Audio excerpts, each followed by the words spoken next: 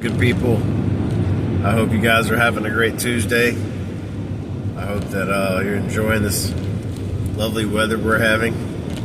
For once, it's not raining and it's not too cold. It's nice outside.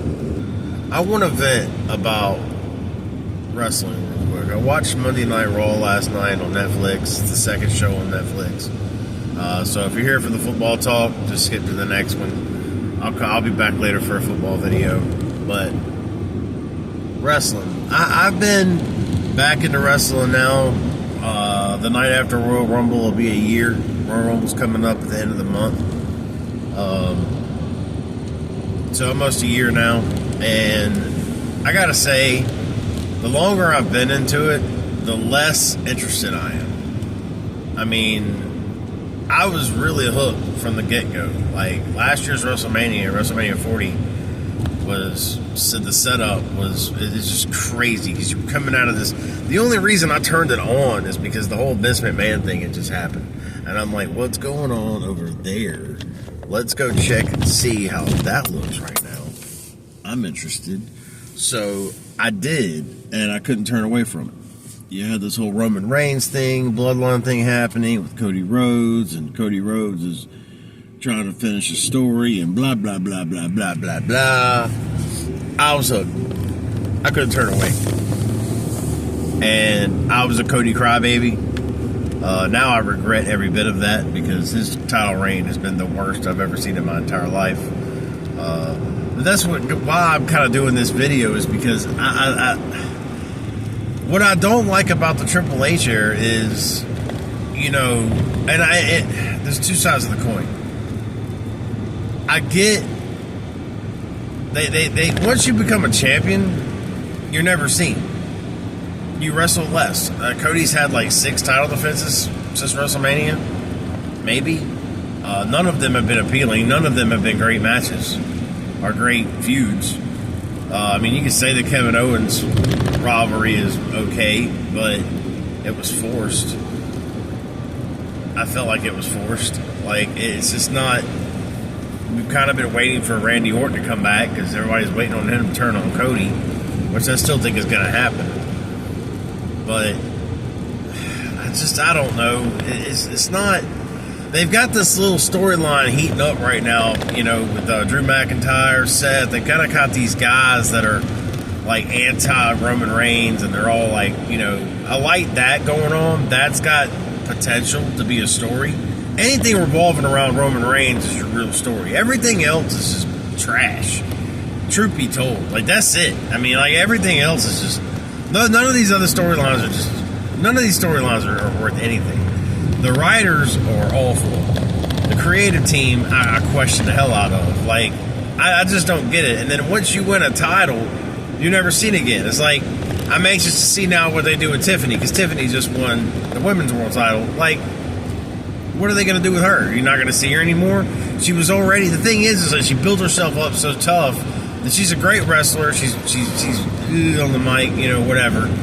But she's a good wrestler. She's got good technique in the ring. I'm one of those people where I'm an Attitude Era guy, but I grew up in the '80s,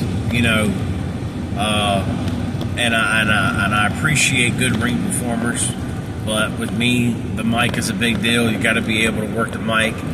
That's why I like LA Knight. LA Knight LA Knight is right up there with me with Drew McIntyre. Like, he's really good in the ring, and he's really good on the mic. Could use a little work on the mic, but he's good on the mic. Like, he can handle the mic. I don't think there's many better than him in this company on the mic. I just don't. I like LA Knight a lot. He doesn't get the respect he deserves. Again, he was the U.S. champion there for a couple of months, and you barely saw him. His reign was more about the other two guys, Carmelo Hayes and Estrada, going after the number 1 contendership more than it was his title reign. And it just doesn't make any sense. Like, Cody Rhodes. Cody Rhodes is awful. Like, he hasn't cut crap for promos that have been any good. His promos have been trash. He's maybe cut 2 that were halfway decent. He's definitely not his daddy. Definitely not. He's just not. And I don't. His in-ring performances. He's a mid-carder. I mean, it is. His finishing moves suck. I don't really care for anything he does in the ring. Look, man, there's nothing personal against these people. Like Rhea Ripley, like I will trash her all day long. She talks like Batman. I don't get it. I don't get it. I don't understand it. My son and my daughter, they love Rhea Ripley, and I make fun of them all the time. It's like, dude, I can't do her. Like, I can't. She barely wrestles. She's entitled. Like, she automatically just gets the title shot again and again and again. I mean, Liv beat her I don't know how many times. I don't care if it was fair or not. Liv won matches against her multiple times, and she still kept getting #1 contendership. She still kept getting title shots. Like, and I'm just like, again, with all these other girls, like Io Sky works her butt off. If I'm being 100% honest with you, like, she's the best female wrestler in the industry, in the company. And is she carrying a belt? No. And she works. She's there every week in the ring wrestling. She's awesome. She is. Io Sky is awesome.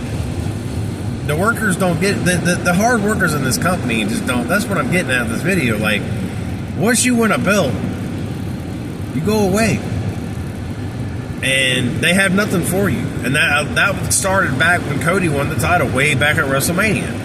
They had a story for that night. They had it built up, but they had nothing ready for Cody after WrestleMania. They didn't have anything planned for Cody. They had written up to WrestleMania, and that was it. And I fully believe that Rock had a lot to do with that. I do, because they had to pivot, and they put no thought into post WrestleMania. It was all finish the story, and that was it. But every single champion right now in the tag team championships on both, I don't know. First off, why do they have 2 tag team titles? Why? One for each brand. I don't get it. Just have one and let them swing. And then you created new belts with the women's Intercontinental and the women's U.S. title. Like, oh my God, I can see you doing one, but you did 2. Like, it's just too much. And it's not enough. There's not enough in-ring stuff going on. There's not enough talent. I'm sorry. You got the talent, but you ain't got the writing. You ain't got the creative crew with enough brain cells to figure that one out. Like, you could do so much more. You could. And it's getting to the point now where I don't know if I'm going to make it through the year. Like, I'm trying to make it to WrestleMania. I am. I enjoy it, and then it disgusts me. I enjoy it, then it disgusts me. Last night's went bad. That was not the... Last night was probably better than the initial last week's Netflix. And last week's Netflix was more about people that don't watch wrestling, that don't watch Raw. Because, you know, you were going to get those views last week. You were going to be like, you're going to have people that had watched, like me, last year. You're going to have people tune in that haven't tuned in forever because they want to figure out, they want to see what's going on. And they haven't watched wrestling in a while, and they want to see what's going on, and it's on Netflix now. Let's check it out. It was that kind of audience last week, and you can tell that's kind of what they were going for. Because nothing exciting happened. They just had a bunch of legends there. They brought Undertaker back. Hogan was there. John Cena was there. You know, they had their legends show up. Rock opened the show. I mean, they did that for a purpose. They did that because these people, they knew what kind of audience they were going to have, and that's who they were attracting, and I get it. Last night's show was more of what Raw is going to be in the future. And it was a decent show. It wasn't great by any means, but I mean, it definitely, my favorite part of the night was the Finn Balor and Damian Priest match. That was pretty intense. And that was the main event. So you had to wait to the main event to get anything decent, but it was not a bad show. It was okay. But anyway, that's my rant for today with these storylines and these title runs are just awful. I just don't get it. And now that it looks like they're bringing Nia over from SmackDown to compete with Rhea for the title over Raw, I don't know. Dude, I'm just ready for the Rumble to get here. I am excited about the Seth, McIntyre, Punk. I feel like that's a triple threat. Should have already happened. That is interesting. Because in a weird way, it lines up with Bloodline stuff because they all equally hate Roman Reigns. Well, at least, well, yeah, they all do. I was going to say except for Punk, but maybe Punk does too. So, because the Paul Heyman effect. So that's why that's interesting, and I'm anxious to see how that rolls. So, thank y'all for watching my video today. If y'all have anything to say about anything I've talked about in terms of wrestling, leave it down below. I love you guys. I'll be back later. I'll do a lunchtime video today as well. We'll do some football. Love you guys. Bye.